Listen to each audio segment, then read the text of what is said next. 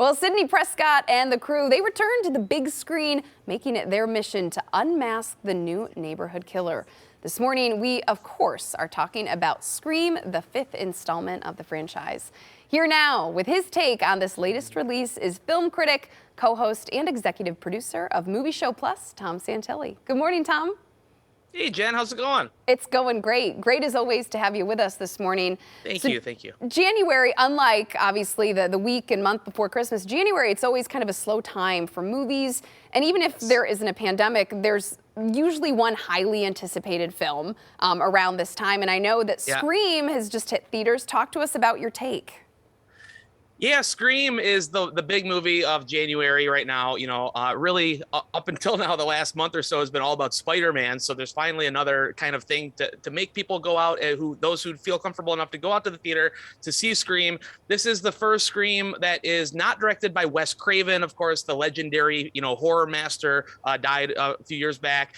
But if people like Scream, this is my take on Scream. I didn't love it. I think as far as a Scream movie goes, it's not up to par what we expect. But I think it's good enough that a lot of people that love Scream, if you love this franchise, you're probably going to like this new movie. I didn't find that it was like sharp enough, right? Like when you go to see Scream, it's kind of like aware of itself, right? It's meta. Right. It's kind of making all these pokes at like the horror genre.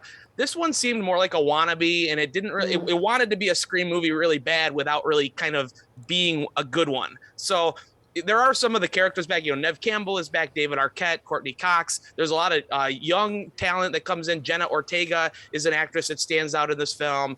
So there's a lot of good mixed with the bad, but overall I was kind of disappointed. So if you take it outside of the Scream franchise and you watch it just like any other horror movie and it's not a Scream movie, would that make it better? Because the Scream movies, there's a very specific feel to them.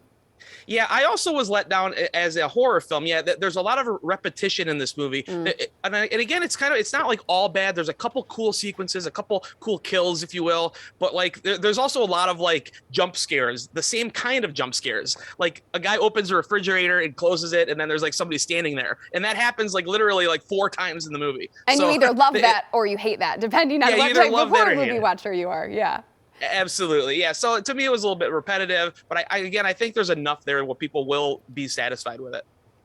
Got it. So the last time you were on, you recommended some streaming options for those that maybe don't want to go out to the movie theaters right now. I know some people are still concerned with COVID. So are there any new series opening this week that people could stream right from their couch?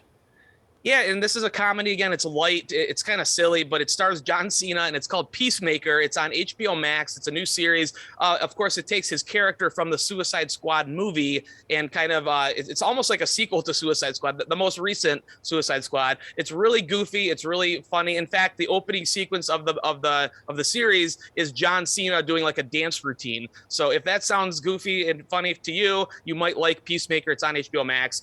And also, I'd like to plug, this has been out for a little bit longer, but if you haven't yet seen Only Murders in the Building, I really highly recommend that. It's on Hulu. It stars Steve Martin and Martin Short, both of whom were just nominated for their SAG Awards, which were just nominated. So that's a really funny comedy. Also stars Selena Gomez. Check that out if you haven't already on Hulu. And those two are comedy gold. I mean, if those two are in it, it's going to be good, in my opinion. There's rumor that they're talking about wanting them to host the Oscars this year, maybe with Selena Gomez, and I think that's a fantastic idea. I would be in favor of that, for sure. Now, circling back to Scream really quick, we just have about 30 seconds left. You have some free tickets to give away before we let you go.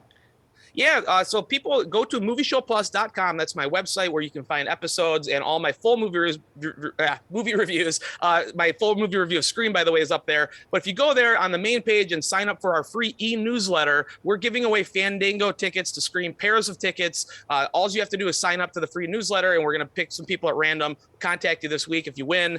So do that if you want to go see Scream for free. Awesome. Sounds good. Tom Santilli, film critic and co-host, executive producer of Movie Show Plus. Thanks, as always, for stopping by and chatting movies with us. Great seeing you, Jen. Take care.